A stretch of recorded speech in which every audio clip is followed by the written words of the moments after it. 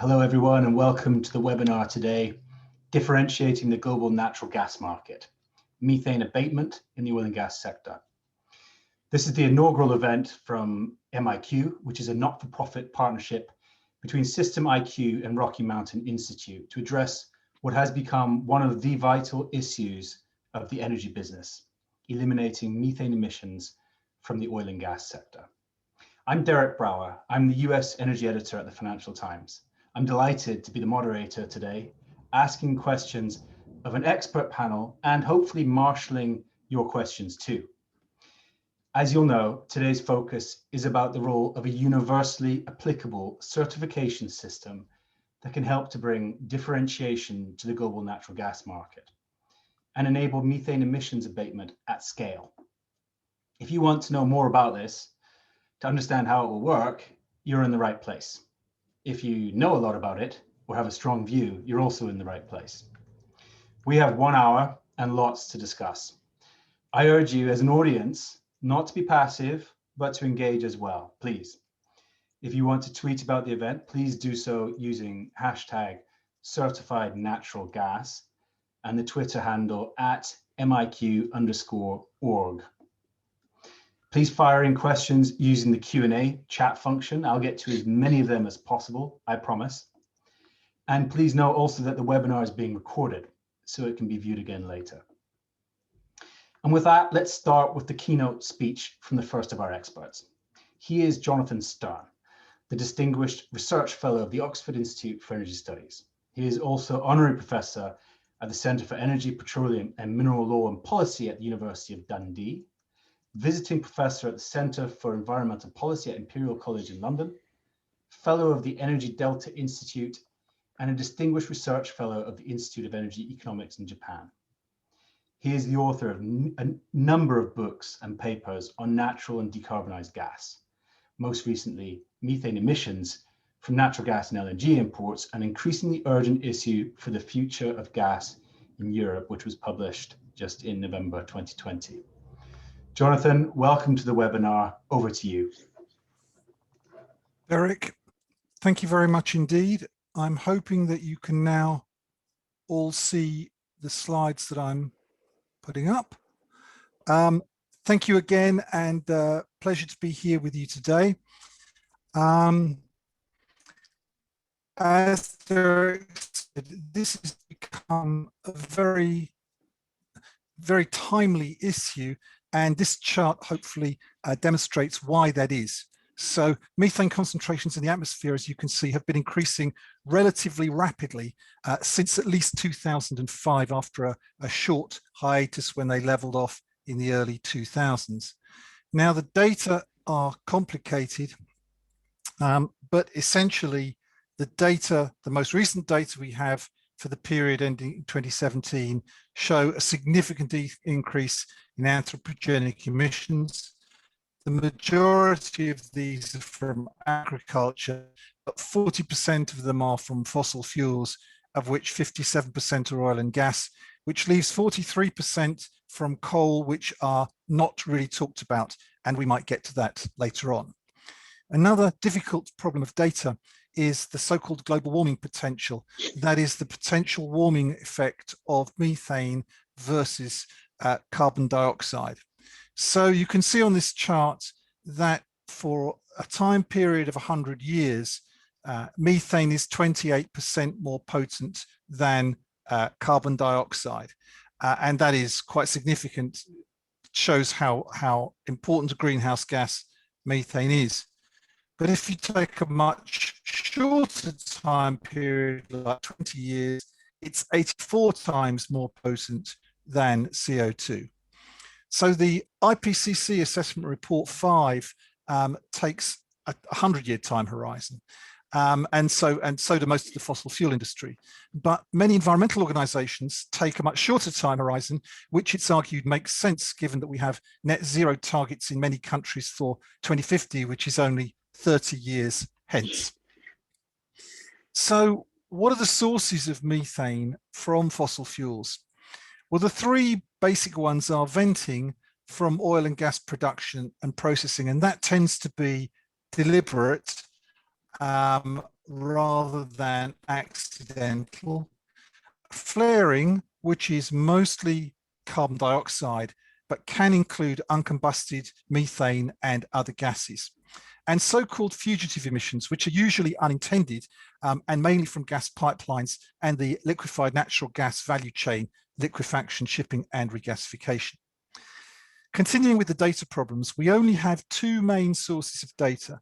The UN Framework on Climate Change, which has a 30-year time series and covers the whole of the chain, that is from exploration all the way down to usage. But unfortunately, the reporting is inconsistent and the countries are mostly limited to those of Annex 1 or the developed world. And then we have the IEA methane tracker, that is the International Energy Agency's methane tracker, which has a short time series only dating back to around 2017-18. It also only considers the upstream, that is exploration and production. But its great virtues are it follows a consistent methodology and includes many more countries, in fact, almost all of the important oil and gas producing countries. And so I've been using the methane tracker data. And if you look at that data, this is what they published a couple of weeks ago for the updated 2021 tracker. Now it's important to say what this data is and what it isn't. What it is the average methane intensity of major gas and LNG exporters, and a number of countries here like Saudi Arabia, which are not exporters. And what you see on the right-hand side scale is the tons of methane per 1,000 tons of oil equivalent produced. So this is a national data estimate. What it is not is an estimate of the methane footprint from natural gas and LNG exports. And that's a problem because that is the data that many of us really want to know. But just sticking with this for a second, you can see that for countries like, say, Libya, Venezuela, Turkmenistan, the methane intensity is much higher than that of Russia and the US and Canada.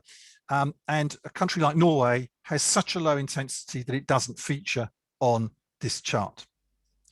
So at the moment, we have what I would call three different approaches to methane emissions reduction. We have the proposal from the EU of a global UN observatory, which would collect and collate and publish national emissions data. We have the EU regulatory approach, where the EU methane strategy will, I think, in time require MRV, which is measurement, reporting, and verification for EU imports of all fossil fuels, but at the moment focused principally on natural gas and LNG. And that export of natural gas and LNG may have a completely different footprint of methane intensity to the national data that I just showed you. And then in Asia, we have again a different approach. Asia is where nearly 80% of LNG exports end up. And the Asians are looking at a per cargo of LNG approach. So up to October 2020, we had 7 carbon neutral LNG cargoes delivered to Asia. The problem is that we don't really know what the footprint of these cargoes was. We don't know whether they were CO2 neutral or greenhouse gas neutral. In other words, whether they included methane or not. We know that they were offset using forest offsets and in one case, a wind farm, but we don't know how those calculations were made. So we have no transparency of those so-called carbon neutral LNG cargoes. Another approach in Asia, pioneered by Pavilion LNG of Singapore, was a tender for longer term contracts with a defined MRV methodology per cargo. And they've already signed one contract with the Qataris. They will sign other contracts as far as we understand. But again, we don't know what that methodology is, although they have said that they will make it public in due course. So that's what we have at the moment from the different approaches. What we're looking at here, and this is really the question for companies, and a big issue which we're going to discuss in this webinar is, for methane emissions, how have these emissions been measured? The bottom-up and top-down measurements can be very much different, and they need therefore to be reconciled. Have these emissions been reported? How have they been reported separately for oil, gas, and coal? For oil and gas, it's very difficult where you have associated gas production and the two fuels are being co-produced. And critically, for this very interesting webinar, how are they being verified? Which organization has verified the emissions? Was this just a purely accounting exercise? In other words, they looked at the data supplied by companies and said, yeah, that seems reasonable to us. Or did it include actually going out into the field and taking a sample of emissions and then comparing that sample with the data that the company have submitted? Finally, I want to say that particularly for the natural gas and oil sector, confidentiality has been a way of life for many, many decades.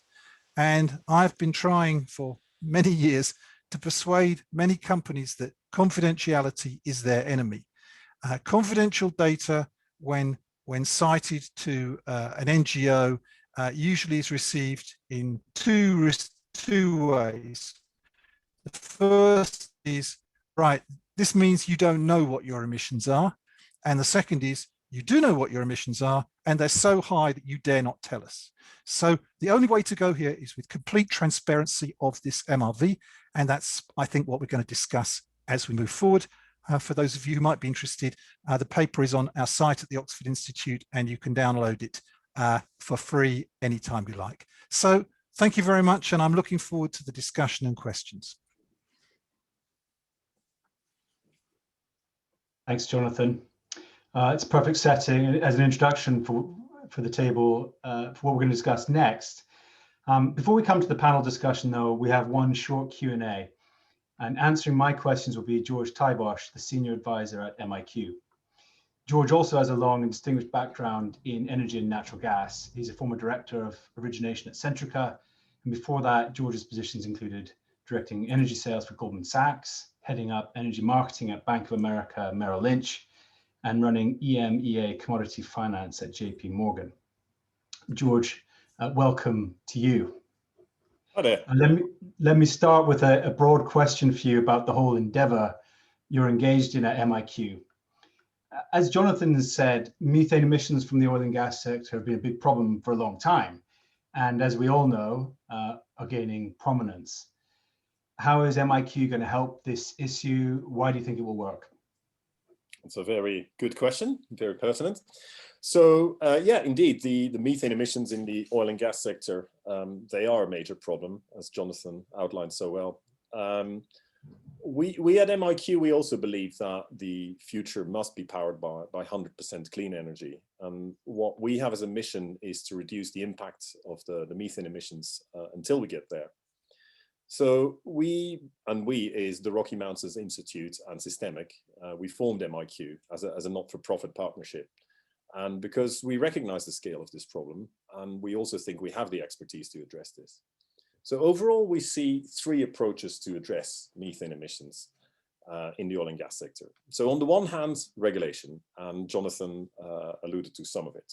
And we are encouraged by the signs we are seeing from the different regions, amongst other, the EU methane strategy. However, as we all know, regulation does take time, and the oil and gas industry, it's complex, but even more, it's internationally diverse. On the other hand, there are also a lot of voluntary initiatives. So it can be company initiatives announcing their own targets, for example, but it can also be joint initiatives like MGP or OGCI. And they've gone a long way. However, and this is coming back a bit to what Jonathan said as well, without the full transparency on methane emissions, there's a limit how far they can go. And what we are proposing is a third way. It's the certification of gas based on the methane emissions. And this certified gas, it will lead to differentiated gas. And what that leads to is pricing levels depending on the methane emissions, very much like we're seeing in other energy markets. And this in turn then will create the incentives to invest. And it also will create a level playing field amongst the operators on a global scale. Now, I've outlined these three different approaches, but we also believe that all three are required, and they are even more, they're mutually reinforcing. And I mean, maybe I should have asked this first, but just talk us through how it will actually work. Okay, I'm going to put up a slide for this if you don't mind, because that might, it's quite conceptual, so that might help a bit. Let me just put that up. Can you see that there? Yep. Okay, perfect. So what we have devised is a three-pronged approach to assess the methane emissions at a platform level. So platform or field, we call it also facility as a generic term. So firstly, we will use methane emissions factors to determine the methane intensity. Now, we all know, given their limitations, we also need to look at other measures to complement this. And that's where number 2 and 3 come in. So secondly, the monitoring technology deployment, which is both at the higher level of the facility, but also at source level, with increasing frequency depending on the grading of the gas. And you can see the grading at the bottom of this slide. And then thirdly, policies and procedures for methane management at the facility. As an example, this includes rules around LDAR programs, for example. This required level of policies and procedures will also increase as the grades increase. Those three elements together, important to note, this will be certified and audited by a third-party, highly qualified certifier. So MiQ doesn't do the audit itself. We do set the standards, a high standard for the certifiers who will do this important work. And so assessing those three areas, that will allow us to grade the gas on an A to F scale. And this means we'll be able to differentiate natural gas based on its methane emissions for the first time. Now, we've also introduced 4 further principles to make our framework even more robust. You can see those ones on the right hand of the slide. So the first one is we will evolve dynamically as the technology evolves and also align with OGMP 2.0, which many of you might be aware of. We'll also allow higher norms of technology in case it's available. Furthermore, we have a settlement mechanisms for emissions deviations because it's not an exact science and unforeseen events do happen. And lastly, we have an issuing partner, GCC, and they will assess the auditor report for a final check. Okay. And so, I mean, where in the supply chain will you provide the certification? Because I mean, the upstream is the biggest emitter. What about LNG, major pipelines? Yeah, indeed. It's a very complex and a very wide variety in the whole supply chain. So according to our research, the bulk of the methane emissions are in the upstream production. And that's where we concentrated our efforts mainly in 2020, mainly for the onshore and the offshore. Now, as we also saw earlier, there's a strong interest in the LNG sector. And so we've accelerated our efforts there, and we're developing this now on the LNG supply chain during the first half of 2021. And then there's also another complex part that needs to be looked at, which is what we call the long pipeline systems. And that's also being studied as we speak to extend to that part. And then lastly, we are looking over time to also roll it out towards the oil sector. But as you can probably see, our philosophy is to start today and then extend the standard towards the full supply chain and the more complex use cases, but whilst we learn from existing cases. And we think that is really important to start today rather than try to have this all-encompassing framework from day one. Right. Last question. How do you get people to join? What's the incentive for producers to sign up to this, to be certified? You know?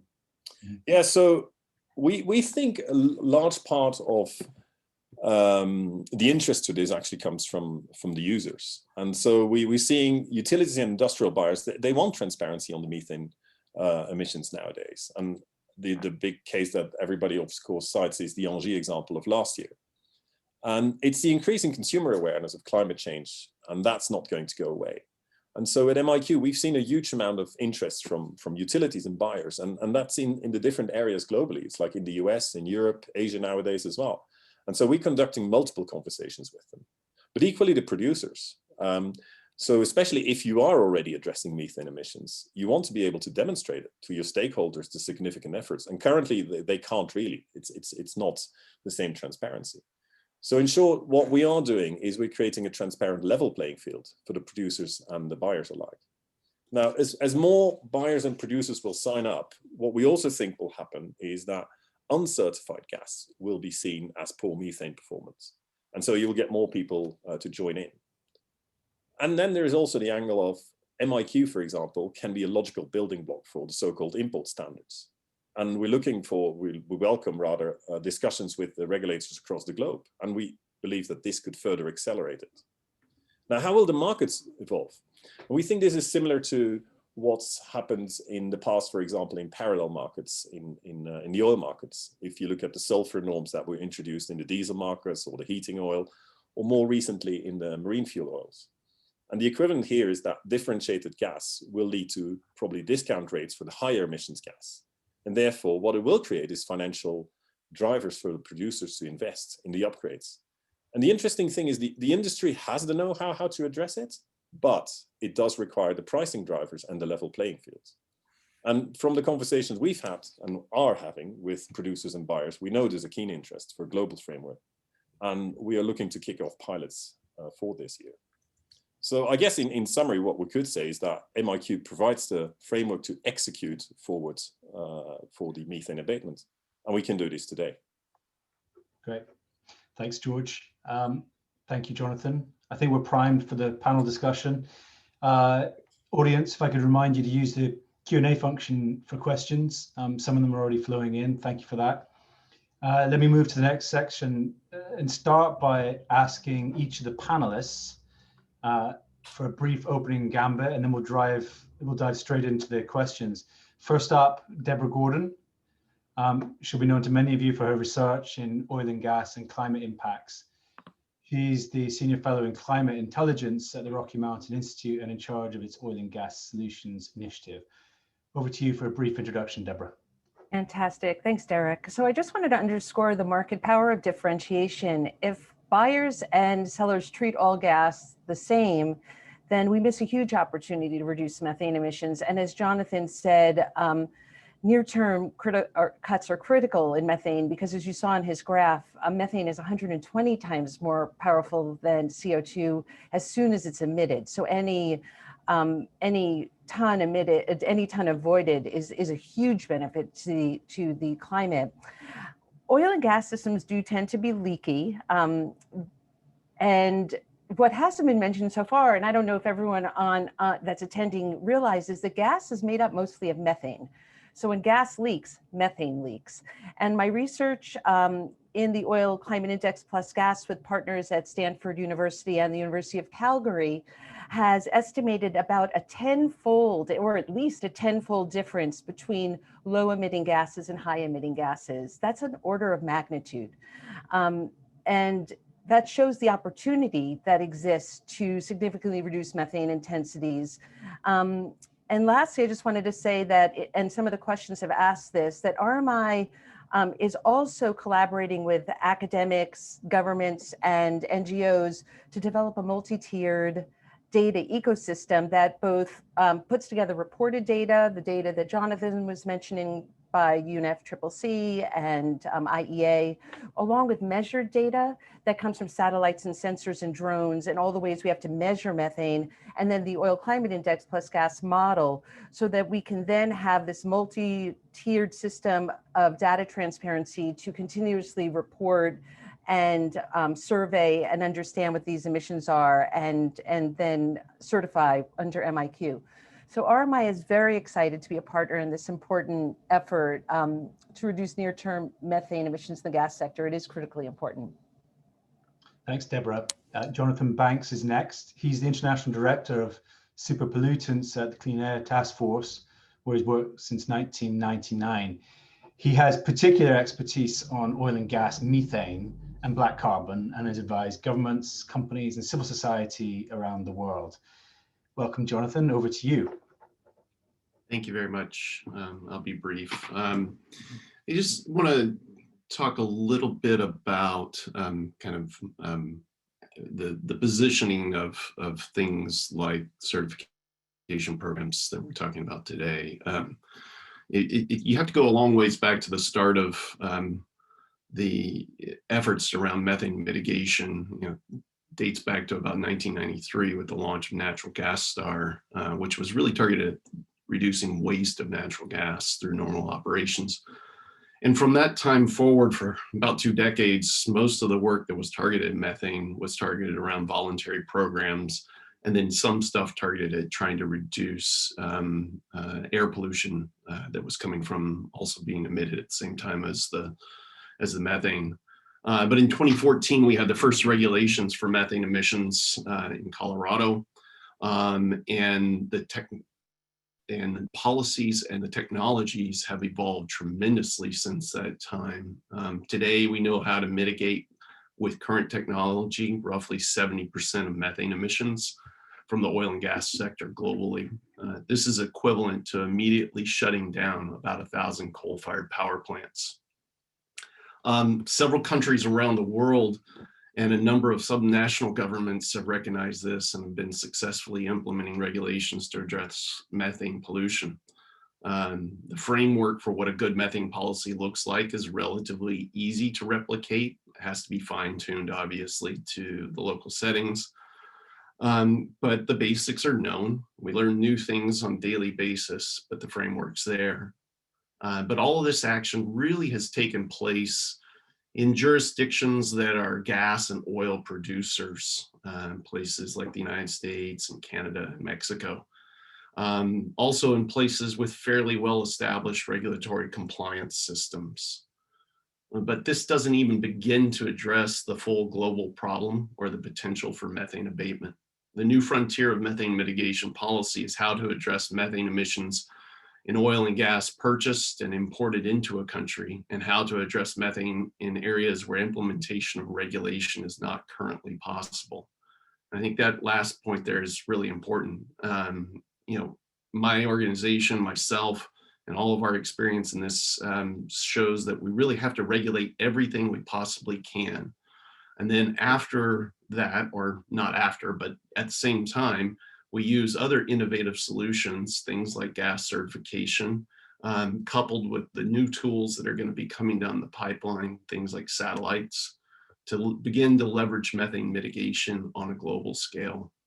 There's a few emerging places like Europe and Asia that Jonathan mentioned already that will be proving grounds of these new policy frontiers.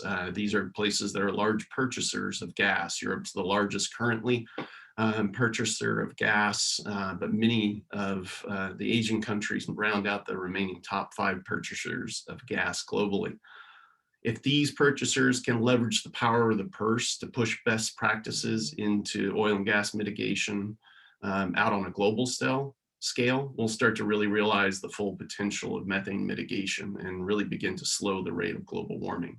And I'll stop there. Thanks. That was an optimistic take, Jonathan. Thank you. Finally, Faustine de La Salle is the director of the Energy Transitions Commission and a partner at System MiQ. She too is advised across public and private sectors. Welcome, Faustine. The floor is yours. Thank you. I should start by saying that I'm not a methane specialist at all.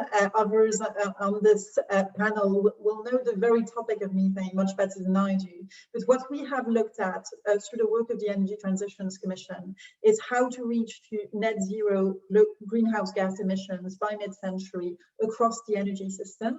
And within that, we've thought through the role of gas during that transition. And I think what we've learned from that is relevant to the debate we're having today.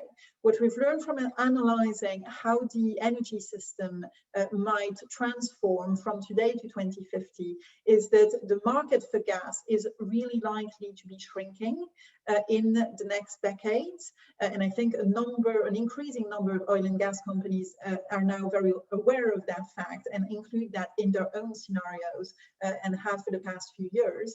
And the reason it's going to be shrinking is because some of the major markets for gas today, like power, like heating, are going to decarbonize and shift to other sources of energy. Some markets might continue and even play a bridge towards zero carbon technologies, like in heavy industry and in shipping. But that bridge might be quite short-lived given that other technologies, truly zero carbon technologies, are pushing at the door very fast in the 2030s. And then there's one opportunity that I think many oil and gas players are looking at right now, which is the hydrogen opportunity, and in particular the production of blue hydrogen from natural gas, which could provide a lifeline potentially to the gas industry. And according to different scenarios, one could imagine that by mid-century, production of blue hydrogen could represent 30 to 50% of the total gas market. So it's a very important dimension of the future of the gas market. But in all of that context, in all of the sectors that I've just mentioned, the pressure to decrease the footprint, the carbon footprint, but beyond the carbon footprint, the greenhouse gas footprint is going to be very high, and I think it will be increasing over the next decade. So what I expect is that those buyers, those demand sectors who are under increased scrutiny from their own investors and policymakers about their footprint on the environment will start looking at their supply chains much more carefully and trying to understand how they can reduce their scope 2, scope 3 emissions. And that's where the importance of methane in their supply chains is likely to come under scrutiny. And I think there's a real risk for the gas industry if it doesn't address the question of methane, that actually in comparison with other lower carbon energy options, and in particular in the race between green hydrogen and blue hydrogen, the gas options actually fall behind because of much dirtier footprints due to methane emissions. So I really see in that context the work that MiQ is doing and the broader work that other panelists here are doing to fight against emissions in the oil and gas industry as something really essential as we think through the future of natural gas in the energy system overall. Thank you. Faustine, let me stay with you as I open up the panel to discussion here, and just ask you, do you see methane emissions mitigation, therefore, as a kind of defensive, absolutely necessary for climate reasons, obviously, but a defensive move by the industry to forestall or to delay the inevitable energy transition? Is that how you see it? So this is a way that they can somehow keep hydrogen at bay for another few years? I don't think that's the case. I think that the energy transition will unfold due to the economics and improved economics of zero carbon sources. What I'm saying is that if methane emissions are really brought under control, gas can continue to play a role that is relatively significant in future energy systems, in some sub-segments of the energy system, especially combined with carbon capture in a number of industrial processes or for peak power production alongside renewables. But I think if the gas industry isn't solving its methane emissions issue, then that role might disappear because the pressure to really be aligned with a 1.5 degree trajectory will force those sectors to look for solutions that might be more expensive at this point in time than the gas-based solutions, but that will be cleaner. And so there is, I think, a role for natural gas in the future energy system, but that role might disappear if the methane emissions issue isn't solved. Thank you.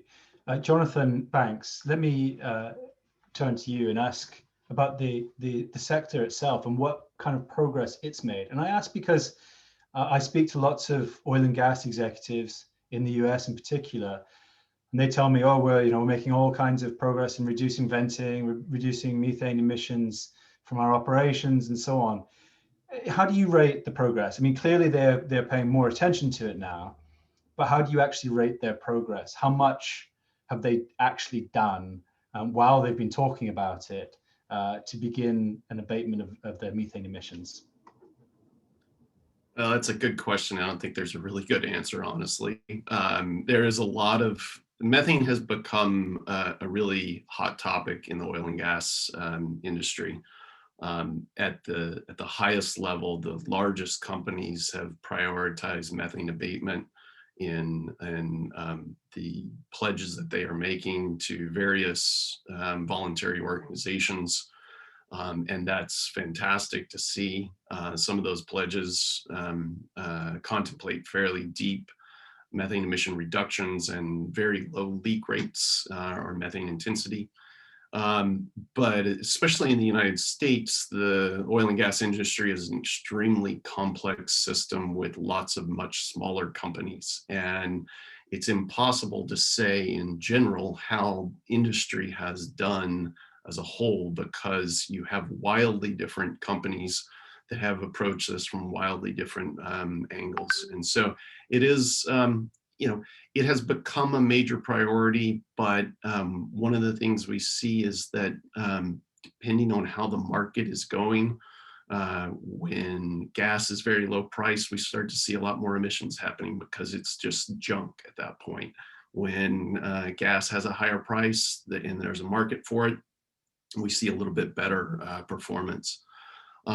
Going out globally, though, the attention to this issue is really still at a very nascent level, with the exception of the companies that are already engaging on it, the international oil and gas companies. But at the national oil company level, in many places around the world, it's still an issue that people are just starting to delve into, with a few exceptions. Thanks. Deborah, last year, Engie in France pulled out of a deal to import, or a future import deal from the US for LNG, citing concerns about methane emissions. That seemed like a shot across the bows, if you like, from Europe to the US. Europe, given that Europe is also talking about imposing carbon limits on imports of oil products. How do you see the US and other global producers of natural gas respond to this concern? Because as we heard, Europe is such a huge buyer in the market and will have so much clout and influence in this. So how do you see US LNG exporters responding to this? Well, I mean, the whole purpose of MiQ is competition and bringing this into the marketplace. So the hope is that by differentiating gas, you get a tremendously more competition in the market for lower emitting gases. And as Jonathan said, from the US's part, our operations are so diverse. The size of companies, the types of operations, fracking, oil, associated gas with oil production. We have so much diversity, even just in Texas alone, let alone go to Pennsylvania, North Dakota, that you need this type of metric in order to do that. And the hope is that MiQ will not only enliven all of this debate and competition in places like the US, but also in Qatar, in Australia, which is already happening with operators saying that their cargo of LNG is low emitting. Maybe even in Russia, you know, you could see competition. I mean, these are markets that are fought over, so competition helps. And on the LNG side, I was just going to mention, I don't know that it came up specifically, but we're starting with production with MiQ, and the next steps now are to build out into midstream, the pipeline segment, and into LNG. So the whole supply chain, the value chain of gas will ultimately be incorporated into MiQ. Right now, the pilot programs we're running are for the producers to differentiate gas upstream. And is the idea that in future, an Engie or the next Engie who's making choices about its LNG cargoes will have a suite of different methane, you know, graded methane or related cargoes to choose from? Yeah, they'll have a choice of who to buy from. So it basically creates this market for buyers and sellers to meet up so that there can be an actual verification of those emissions reductions that are claimed. Mm-hmm. Okay. George, I have a question from the audience. I'm going to start feeding some of those in now because there's a lot of excellent ones that have come in. You propose measurement at platform level. Who makes the measurement? Is it the operator or you or who? So the concept that we've got a governance concept around this.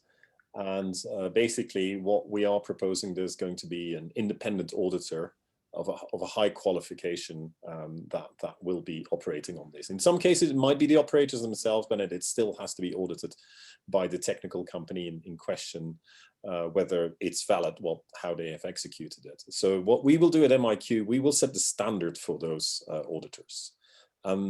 Because of the complexity around methane, and I can see it in some of the questions that are in the chat group already, it's a lot around the technical specificities. The devil is in the detail on this quite a lot, and so the quality of the auditors is going to be key, and that's also why we've set it up with independent auditors.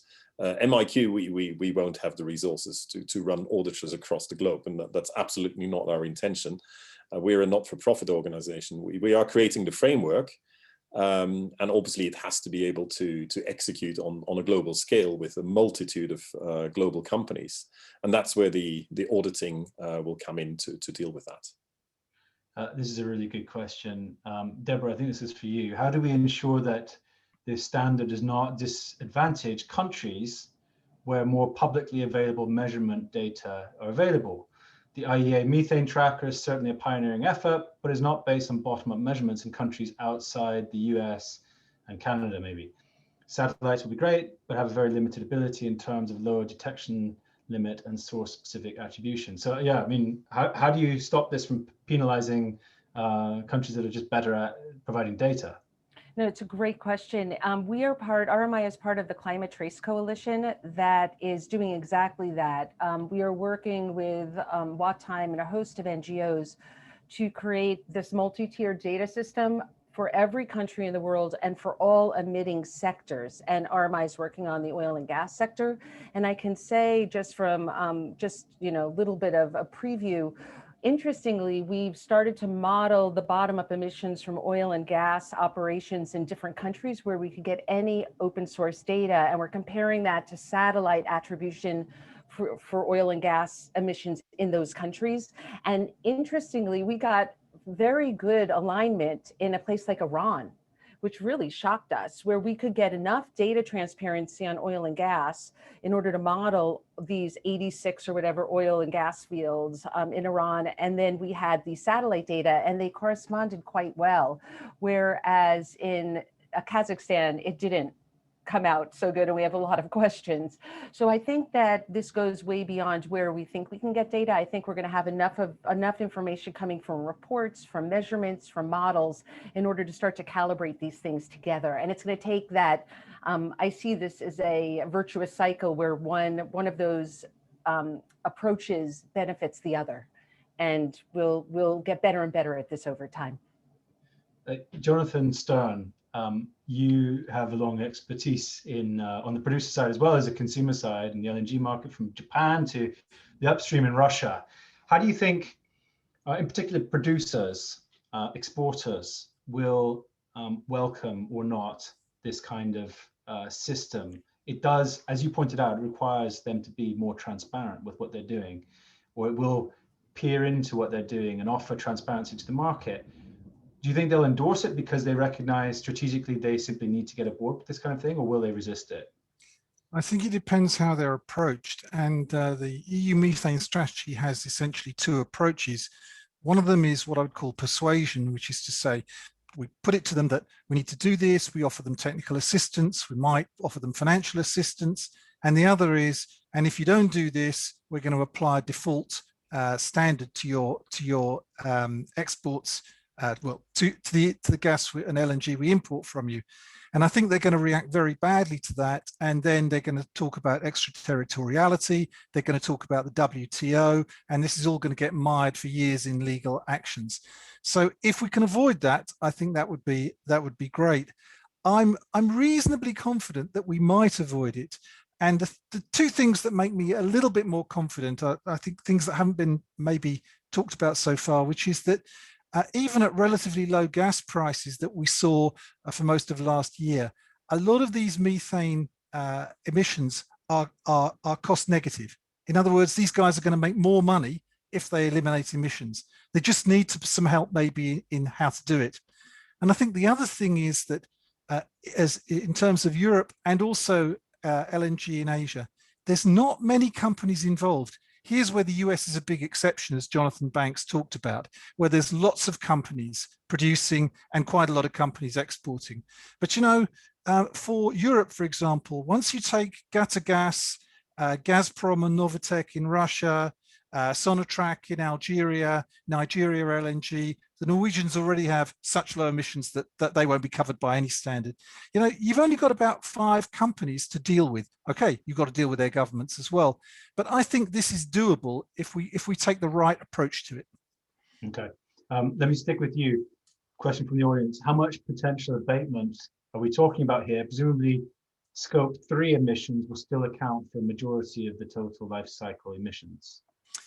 That is a tough one, and it may well be correct. We know I mean, Scope 1 and 2 emissions are difficult, but Scope 3 emissions are really difficult. And if you look at the IPCC data, I give it in the appendix in my paper, you see the enormous error bars for those emissions that there's an enormous difference, often 2- and 3-fold between the best and the worst emissions from that part of the chain. So that is going to be very, very difficult for quite a long time. Okay. George, another question about some of the details here and the strategy actually behind it. Without an independent body that is able to inflict significant fines and a standard of 0 emissions, this is doomed to fail. That's the challenge, I guess. MiQ is another excuse to continue business as usual. Also, the salve of purchased carbon offset for gas with such a high devastating impact is also a failed excuse for no enforceable standards. I imagine you want to come back with something against that. Yeah, I think that's there's the glass half full and the glass half empty kind of view, and I'm here in the glass half full kind of view on this. I think, as I've pointed out, the technology is there for doing the methane abatements, and I think what is missing is the signals, the clear signals for the companies to act upon, and that's why the differentiated gas is going to create these clear signals. And this has happened along all the commodities in the energy sector. They've dealt with pricing signals their whole history, more or less. That's what most of the decisions have been based upon, whether to invest in countries or whether to upgrade refinery kits, depending on, I mentioned earlier, the sulfur norms, for example. And that has taken place. And that's why we think that by introducing this system, the market will start to look at this, the market forces will come in. And as we've seen, for example, with Engie, people are starting, so the buyers will bring in that pressure as well. And the buyers will then start to want to only, for example, buy an A or a B grade gas. And that will force, let's say there is because not everything is homogeneous either. So we are not going to certify a producer on a whole, on a corporate level. If they would want to that, they would have to certify all their platforms, and obviously you add up, and that gives them a total overall average grade. But we look at the platform level, so it's much more detailed than that. And you can see that certain producers might have a D platform somewhere, and that buyers will say, okay, we don't want to buy it from that anymore, or actually I want to have a rebate on that D grade because I can get an A grade from somebody else, and that's what I want to buy going forward because my consumers are wanting that. And then the last part is we do think that this approach can be picked up, and we hope it will be picked up by the regulators. In a way, we are creating a framework that we think is easy for them to pick up. There are certain precedents around this. For example, in the GOOs, it's called the Guarantees of Origin in Europe, is a scheme that works along very similar schemes, concepts rather, and so it can be picked up by the regulators. And I would love them to pick it up, and then it gets accelerated. Mm-hmm. So I do believe it will work. Okay. Debbie, there is a question for you here. How are super emitters accounted for as part of the periodic monitoring in the MiQ, particularly intermittent super emitters? That sounds, but before I answer that, I was just going to add to Jonathan Stearns on the Scope 3 question on gas, which is interesting because Scope 3, when you burn gas, is CO2. And Scope 1 and 2 is methane when you leak it. And so again, going back to how potent methane is, it really does change the equation when it comes to gas. That Scope 1 and 2, the operational emissions, are so important in the gas value chain just because of this global warming potential and how impactful methane is compared to CO2. And on the question that you just asked, Derek, so again, there are these three parts of certifying gas: the intensity metric, which is a quantitative metric, along with the monitoring technology and the company practices, and the monitoring technology, which could be satellites, drones, flyovers, sensors, continuous monitoring. All of these different ways of monitoring emissions will routinely get fugitive emissions. Those are the low leaks that might happen in pneumatic devices and in small, valves and different parts of the system.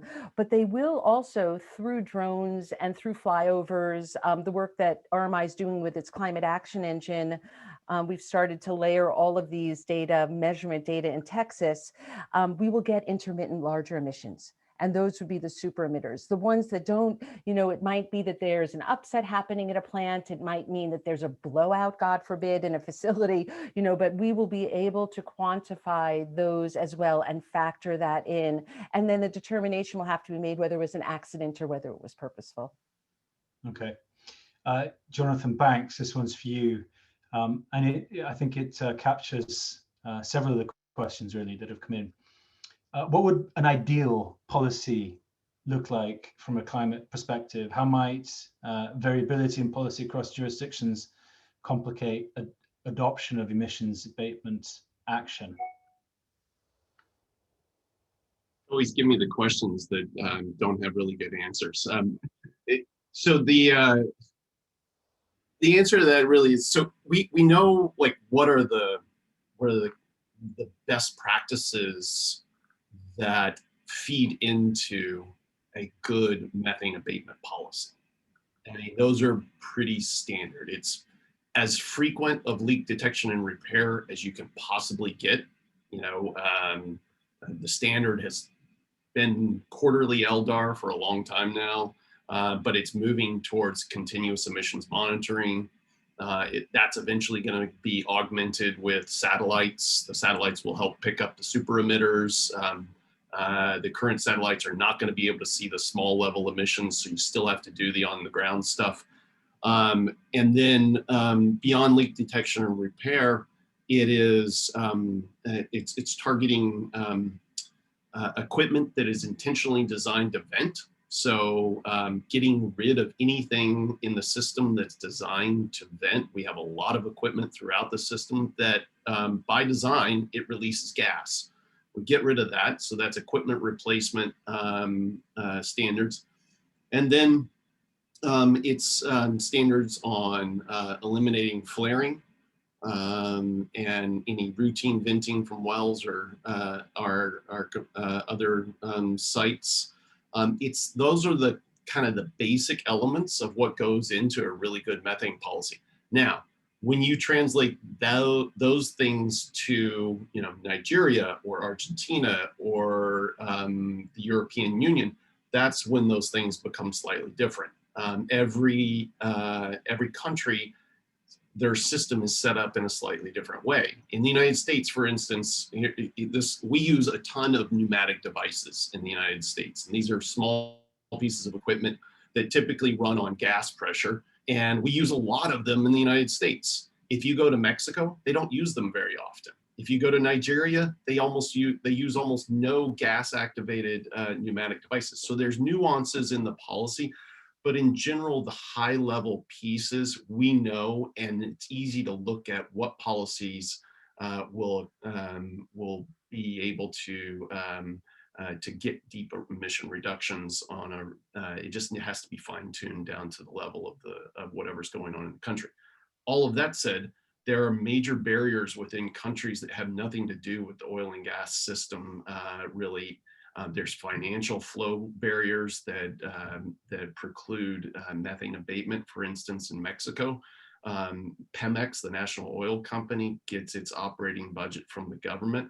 And any money that they make from selling gas goes back to the government, and then they get their operating budget. So if they save money by mitigating methane, the government actually gets the money. The company doesn't actually realize the savings. This is a whole nother level of economic barrier to methane mitigation that doesn't get addressed by some of these things. So it's a complex issue. Thanks. George, has there been any research on the demand side to establish that consumers actually want to buy cleaner, more expensive natural gas? I mean, Engie obviously is one case in point, but have you done any research, spoken to buyers about this? Yeah, so we are seeing, actually we started this about, let's say, a year ago, early 2020. And then there was a couple of highly interested, mainly utilities, let's call it more greener utilities, more progressive ones. And as the year progressed, and I think this is probably a reflection of what's happening in wider society as well, and obviously more and more people starting to look for cleaner gas or cleaner energy sources in general. We are now seeing a lot of utilities or buyers coming to us wanting to speak about this. And initially this was kind of limited to certain countries or certain regions, and this is now extended to more conversations we are having, for example, in the United States, utilities wanting to know the provenance of their gas for local consumption. We're seeing it in Europe as well. More and more companies are interested in showing their credentials. And recently, and this is linked to the LNG development, of course, on the Asian side, because LNG is the main source for gas. And so, yes, we are having many conversations with these utilities and buyers. And I think in a way it's now up to the upstream part to kind of get along with this so that they can prove their credentials. And yeah, so we have seen that coming in quite strongly recently. What about actually on the retail level? Any sign that consumers, you and I, would buy from utilities that are buying in the wholesale market from, you know, what is essentially costlier gas because it's cleaner?